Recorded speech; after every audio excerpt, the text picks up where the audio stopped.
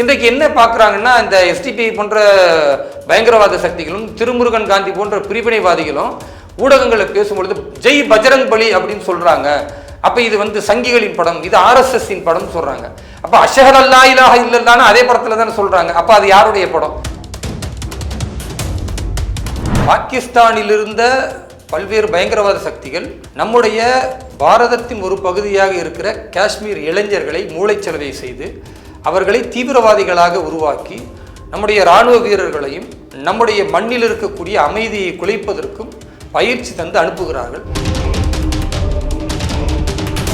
கடத்திட்டு போய் கடுமையாக அவரை தாக்கிவிட்டு ஒரு சிறுவன் கையில் வாளை கொடுத்து வெட்டணும் அப்படின்னு சொல்லும் பொழுது அந்த இராணுவ வீரர் இஸ்லாமியர் இந்திய இராணுவத்திற்காக எந்த தியாகத்தையும் செய்ய தயார் என்ற எண்ணத்தோடு இருக்கக்கூடியவர் தலை குனிந்து அஷ்ஹது அல்லா இலாஹ இல்லல்லாஹ் வ அஷ்ஹது அன்ன முஹம்மது ரசூலுல்லாஹ் என்று இஸ்லாமியர்களின் நம்பிக்கையில் முதன்மை நம்பிக்கையாக இருக்கிற கலிமான் சொல்ற. அப்படின்னும் போது உங்க பேர் என்ன? என்னுடைய பேர் சாதிக் அப்படின்னு சொல்லுவார். அப்ப சாதிக் என்ற ஒரு இஸ்லாமியர் பயங்கரவாதி யார் கொன்றுகிறார்களோ, பயங்கரவாதி யார் வேட்டையாடுகிறாரோ அந்த இராணுவ களத்தில் தன்னையும் இணைத்துக் கொள்வதில் பெருமையா இணைவார்.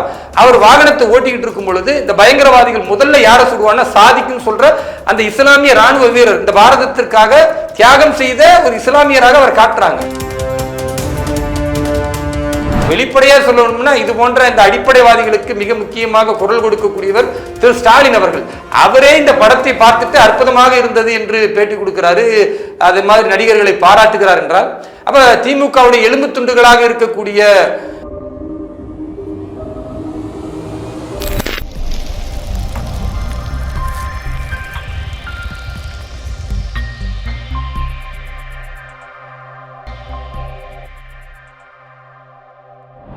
எப்படி இருக்கீங்க? நல்லா இருக்கேன், இறைவன் அருளால். ஆமாண்ணா, இப்போ இந்த அமரன் திரைப்படம் எல்லா மக்களும் ரசிச்சு விரும்பி பார்க்குறாங்க. ஒரு குறிப்பிட்ட மக்களுக்கு மட்டும் என்ன பிரச்சனை? குறிப்பிட்ட மக்களுக்கு எந்த பிரச்சனையும் கிடையாது, எந்த சமூகத்துக்கும் பிரச்சனை கிடையாது. இஸ்லாமிய சமூகத்தினுடைய ஒரு சில தீய சக்திகள் இந்த படத்தை எதிர்த்து போராட்டத்தை அறிவித்து நடத்தி கொண்டிருக்கிறார்கள். அதில் குறிப்பாக சொல்லணும்னா எஸ்டிபி என்று சொல்கிற பயங்கரவாத சக்திகள், அதே போன்று தமுமுக, முஸ்லீம் முன்னேற்ற கழகம், இப்படிலாம் முஸ்லீம்களை முன்னேற்றுகிறேன் என்று சொல்லி அவர்களை மூளைச்சலவை செய்து இந்த தேசத்திற்கு எதிராகவும் நம்முடைய பாரதத்தில் உள்ள இராணுவத்தினருக்கு எதிராகவும் இவர்கள் தவறாக வழிநடத்துகிறார்கள். அப்படிப்பட்டவர்களை புறந்தள்ள வேண்டும் என்பதுதான் பெரும்பான்மை இஸ்லாமிய சமூகத்தின் கோரிக்கை. அமரன் திரைப்படத்தை கடந்த 2 நாட்களுக்கு முன்னால் நானுமே பார்த்தேன். அந்த படம் முடிந்த பிறகு பார்த்தால் நிறைய பேர் எழுந்து நின்று கைதட்டினார்கள். அதில் நிறைய இஸ்லாமிய பெண்கள் புர்கா அணிந்து கொண்டு அந்த படத்தை பார்க்க வந்திருந்தாங்க. நிறைய பேர் எழுந்து கைதட்டினார்கள். அப்போ அவர்களுக்கு இந்த படம் பிடித்திருக்கிறது என்றால் என்ன காரணம்? அந்த படத்தினுடைய மையக்கரு பாகிஸ்தானில் இருந்த பல்வேறு பயங்கரவாத சக்திகள் நம்முடைய பாரதத்தின் ஒரு பகுதியாக இருக்கிற காஷ்மீர் இளைஞர்களை மூளைச்சலவை செய்து அவர்களை தீவிரவாதிகளாக உருவாக்கி நம்முடைய இராணுவ வீரர்களையும் நம்முடைய மண்ணில் இருக்கக்கூடிய அமைதியை குலைப்பதற்கும் பயிற்சி தந்து அனுப்புகிறார்கள். அப்படிப்பட்டவர்கள் அப்பாவி மக்களை, குறிப்பாக சொல்லணும்னா அங்கே இருக்கிற காஷ்மீரிய மக்களையே அவர்கள் கொலை செய்கிறார்கள். அதை தடுக்கவும் இந்த மண்ணை பாதுகாக்கவும் ஒரு இராணுவ வீரர்கள் மிகப்பெரிய அளவிற்கு போராட்டம் நடத்துகிறார்கள். அதில் மேஜர் முகுந்த் வரதராஜன் அவருடைய அந்த போராட்டமும் அவருடைய அர்ப்பணிப்பும் அவருடைய தியாகமும் இந்த படத்தினுடைய மையக்கரு. இதில் இஸ்லாமியர்களை எந்த இடத்திலும் சிறுமைப்படுத்தலை. நீங்கள் படத்தின் ஆரம்பத்தில் பார்க்கும் பொழுது அப்படியே ஒவ்வொரு காட்சியாக காட்டிட்டு வருவாங்க. எடுத்ததுமே 2 இஸ்லாமியர்கள் தொழுகை நடத்துவது தான் காட்சியாக வச்சுருப்பாங்க. அப்போ ஒரு படத்தில் சிறுமைப்படுத்தணும்னா இராணுவ வீரர்களுக்கு மத்தியில் சில இந்திய இராணுவத்தில் பணிபுரிகிற இஸ்லாமியர்கள் தொழுகையை செய்து கொண்டு இருக்கிறார்கள் அப்படின்னு காட்டுறாங்கன்னா அதுலேருந்து என்ன விதைக்கிறார்கள்? நல்லிணக்கத்தை விதைக்கிறாங்க. இங்கே எல்லோரும் சமம் அப்படின்றத விதைக்கிறார்கள்.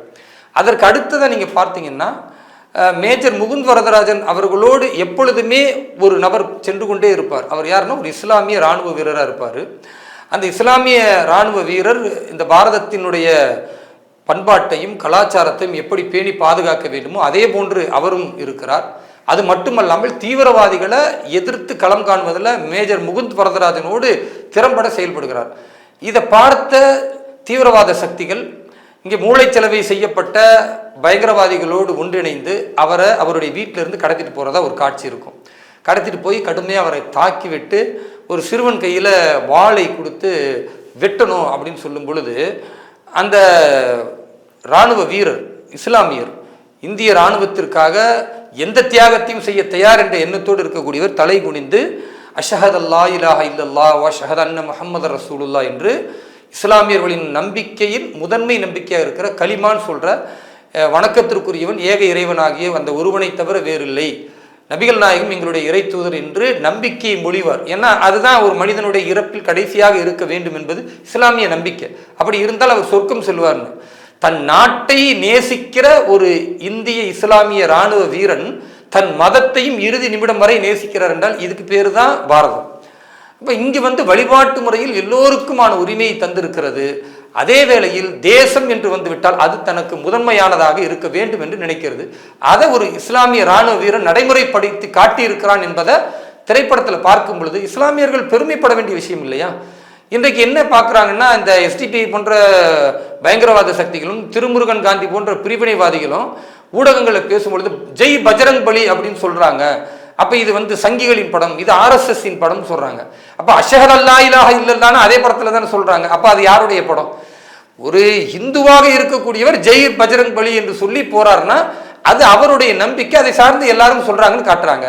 ஒரு இஸ்லாமியராக எதை சொல்லுவார்னு காட்டும் பொழுது தன் உயிர் பிரியக்கூடிய நேரத்தில் எந்த அளவிற்கு தன் நாட்டுப்பற்று இருக்கோ அதே போன்று மதப்பற்று இருக்குன்னு காட்டுறாங்க. இதுல எங்க பிளவுவாதம் வந்துருச்சு?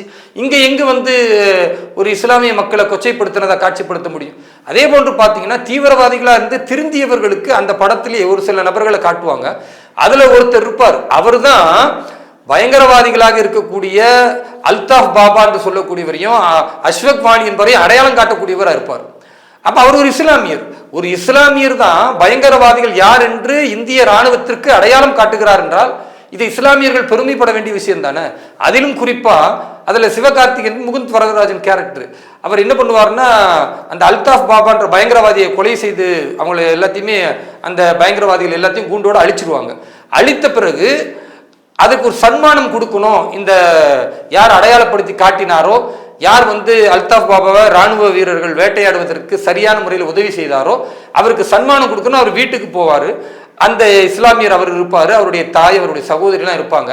அந்த பணத்தை கொடுக்கும் பொழுது அந்த பணத்தை அவர் மறுத்துருவார். நான் பணத்துக்காக இந்த காரியத்தை செய்யலை, என் தம்பியை பாருங்கன்னு காட்டுவார். ஒரு ஃபோட்டோவில் அவர் இறந்து போன தம்பியுடைய உருவப்படம் இருக்கும்.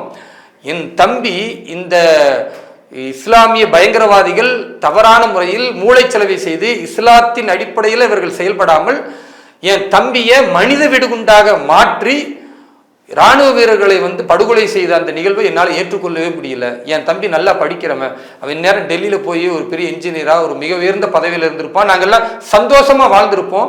ஆனால் எங்களுடைய குடும்பத்தை சிதைத்தது இந்த பயங்கரவாதிகள், இஸ்லாத்தின் பெயரால் தவறாக வழிநடத்துகிறார்கள், மூளைச்சலவை செய்கிறார்கள். அப்போ என்னுடைய தம்பி மாதிரி வேற யாரும் இங்கு இஸ்லாமியர்கள் பாதிக்கப்படக்கூடாது என்றால் நான் துணிந்து இந்த பயங்கரவாதிகளை அடையாளம் காட்ட வேண்டும் என்று அடையாளம் காட்டினேனே தவிர பணத்துக்காக இதை செய்யலை, என் தேசத்துக்காக செய்தேன் என்று சொல்லக்கூடிய ஒரு அற்புதமான காட்சி அதில் இருக்கு. அது இஸ்லாமியர்கள் பெருமைப்படக்கூடிய காட்சி இல்லையா? அதே போன்று முகுந்த் வரதராஜன் அவர்களும் அவங்க டீமும் பயணம் பண்ணிக்கிட்டே இருப்பாங்க. திடீர்னு இந்த அஷ்வக் வாணி அர்ஷத் வாணின்னு நினைக்கிறேன், அவர் தீவிரவாதி, அவர் திரும்ப என்ன பண்றாருன்னா தாக்குதல் தொடுப்பாரு ராணுவத்தின் மீது தாக்குதல் தொடுக்கும் பொழுது அந்த தாக்குதலுக்கு முன்னால 2 பேரை காட்டுவாங்க.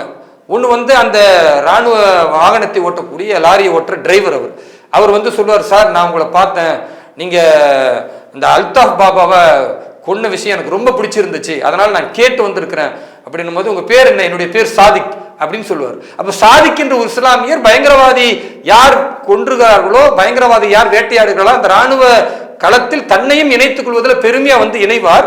அவர் வாகனத்தை ஓட்டிக்கிட்டு இருக்கும் பொழுது இந்த பயங்கரவாதிகள் முதல்ல யாரை சொல்லுவான்னா சாதிக்குன்னு சொல்ற அந்த இஸ்லாமிய ராணுவ வீரர், இந்த பாரதத்திற்காக தியாகம் செய்த ஒரு இஸ்லாமியராக அவர் காட்டுறாங்க. அப்போ அவர் முதலில் கொல்லப்படுகிறார். அதுக்கு பிறகுதான் ராணுவ வீரர்களுக்கும் அந்த அஷ்வக் வாணி என்ற பயங்கரவாதிக்கும் மத்தியில சண்டை நடக்கும். இப்ப இந்த காட்சியிலிருந்து என்ன சொல்லப்படுதுன்னா, என்னதான் ஒருவர் இஸ்லாமியர் பயங்கரவாதியாக மாறினாலும் அவர் இஸ்லாமியர் என்று உண்மையான தேசப்பற்றுள்ள இஸ்லாமியர்கள் பார்க்க மாட்டார்கள்.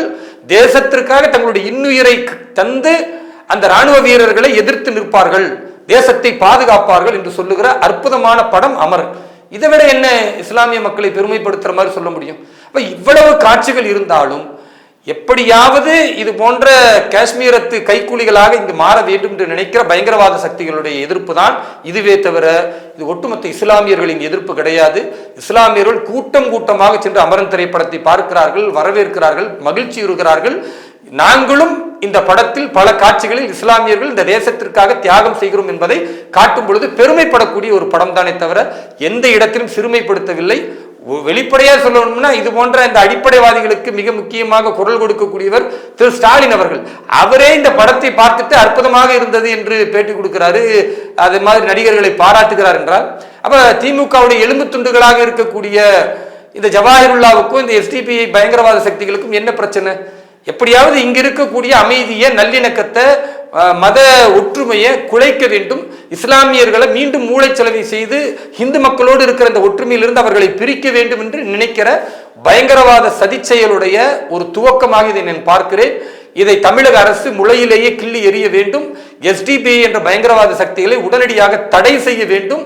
மத்திய அரசிற்கும் கோரிக்கை வைக்கின்றோம். PFI என்கிற பயங்கரவாத அமைப்பை எப்படி தடை செய்தார்களோ அதே போன்று எஸ்டிபிஐ அமைப்பையும் தடை செய்ய வேண்டும் என்பதுதான் எங்களுடைய கோரிக்கை.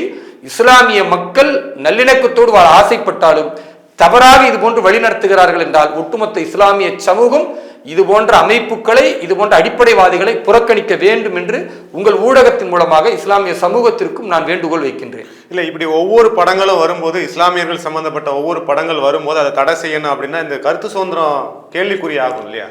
இயல்பாகவே ஒரு படத்தை எடுக்கிறார்கள் என்றால் சில படங்கள் அது குறிப்பிட்டு இஸ்லாமியர்களை விமர்சிப்பது போன்று இருந்தாலும் விமர்சிப்பதை கருத்தியலாக எதிர்கொள்ள வேண்டுமே தவிர அதற்கு எதிராக மிகப்பெரிய அளவிற்கு போராட்டம் நடத்தினால் அது ஒரு முடிவாக போய் முடியாது. ஏன்னா ஒவ்வொரு விஷயத்திற்கும் போராட்டம் நடத்தினா அப்ப இஸ்லாமியர்கள் கருத்தியலை எதிர்கொள்ள மாட்டார்கள். அவர்கள் மீது எந்த விமர்சனம் வைத்தாலும் அது ஒரு வன்முறையாக அல்லது மிகப்பெரிய போராட்டமாக அறிவிப்பார்கள் என்றால் அங்க கருத்தியலுக்கும் ஜனநாயகத்துக்கும் வேலை இல்லாமல் போயிருது. உண்மையாகவே சொன்னால் நபிகள் நாயகம் ஸல்லல்லாஹு அலைஹி வஸல்லம் அவர்கள் இறை தூதர். அவரை அந்த காலத்தில் நிறைய பேர் விமர்சனம் பண்ணாங்க. பைத்தியக்காரன் என்று சொன்னார்கள், ஜோதிடக்காரன் என்று சொன்னார்கள், என்னென்னமோ விமர்சனம் செய்தார்கள், கல்லெறிந்தார்கள். அப்படிப்பட்ட விமர்சனங்களுக்கு அவர் பதிலளித்தாரே தவிர விமர்சனம் செய்பவர்கள் எல்லாரையும் கொலை செய்யணும்னு அவர் எங்கேயுமே சொல்லல. இஸ்லாமிய மார்க்கம் அப்படி ஒரு வழிகாட்டுதலே இல்லை. ஆனால் இஸ்லாமிய மார்க்கம் என்றாலே அமைதி மார்க்கம் என்பதை மாற்றி இவர்கள் ஒரு வன்முறை மார்க்கமாக, ஒரு கருத்தியலை ஏற்றுக்கொள்ள முடியாதவர்களாக, எப்பொழுது பார்த்தாலும் போராட்டம், ஆர்ப்பாட்டம் என்று ஒரு மிகப்பெரிய மூர்க்கத்தனமான நடவடிக்கைகளைத்தான் இஸ்லாமியர்கள் மேற்கொள்வார்கள் என்ற செய்தியை இந்துக்களுக்கு தருவதற்கு இவர்கள் முயல்கிறார்கள். அந்த முயற்சியை ஆரம்பத்திலேயே வெட்டி வீழ்த்த வேண்டும் என்பதுதான் எங்களை போன்ற தேசியவாதிகளின் நோக்கம். அதனால்தான் நாங்கள் தேசத்தின் அடிப்படையில் இஸ்லாமியர்களை ஒன்று கூட்டுகிறோம். இங்கே எல்லோரும் ஒருதாய் பிள்ளைகளாக இருக்கிறார்கள். நாம் அனைவரும் பாரத தாயின் பிள்ளைகள் என்பதுதான் எல்லோருடைய நோக்கமாக இருக்கிறது. அப்படி இருக்கும் பொழுது இது போன்ற வேற்றுமையை சொல்லக்கூடிய யாராக இருந்தாலும் அவர்களை வேறு இருக்க வேண்டும். இஸ்லாமிய மக்கள் இந்துக்களோடு நிச்சயமாக நல்லிணக்கத்தோடு இருக்கிறார்கள். இது போன்ற பிளவுகளை யார் செய்தாலும் அந்த பிளவுவாதம் தமிழகத்தில் ஈடுபடாது. நன்றி சார். நன்றி, வாழ்த்துக்கள்.